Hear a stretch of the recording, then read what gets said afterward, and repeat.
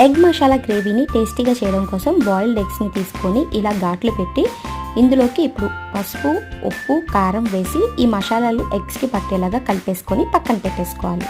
ఇప్పుడు ఒక కడాయి తీసుకొని ఇందులో 3 మీడియం సైజ్ ఆనియన్స్ని తీసుకొని గోల్డెన్ కలర్ వచ్చినంత వరకు ఫ్రై చేసి పక్కన పెట్టేసుకోవాలి. ఇప్పుడు కడాయిలో కొద్దిగా ఆయిల్ తీసుకొని ఎగ్స్ని కూడా ఫ్రై చేసుకొని పక్కన పెట్టేసుకోవాలి.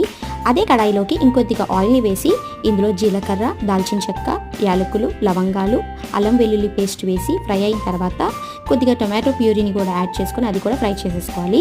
అలాగే ధనియాలు, పసుపు, కారం, గరం మసాలా, ఉప్పు అన్నీ సరిపడగా వేసి ఇందులోకి 2 స్పూన్ల వరకు పెరుగును కూడా వేసి మనం కలుపుకోవాలి. చూడండి గ్రేవీ అయితే వచ్చింది కదా. ఇప్పుడు ఫ్రై ఆనియన్స్ని వేసి కలిపేసుకోవాలి. ఇవన్నీ యాడ్ అయిన తర్వాత కొద్దిగా వాటర్ని వేసి లో ఫ్లేమ్లో ఒక 5 to 10 మినిట్స్ వరకు కుక్ చేసుకోవాలి. అండ్ ఫైనల్లీ ఇందులో కొద్దిగా కొత్తిమీర అలాగే ఎగ్స్ వేసి లో ఫ్లేమ్లో 10 మినిట్స్ వరకు కుక్ చేసి కసూరి మేతి అలాగే పెరుగు వేసి మిక్స్ చేసుకుంటే చాలా టేస్టీగా ఉండే ఎగ్ కర్రీ రెడీ.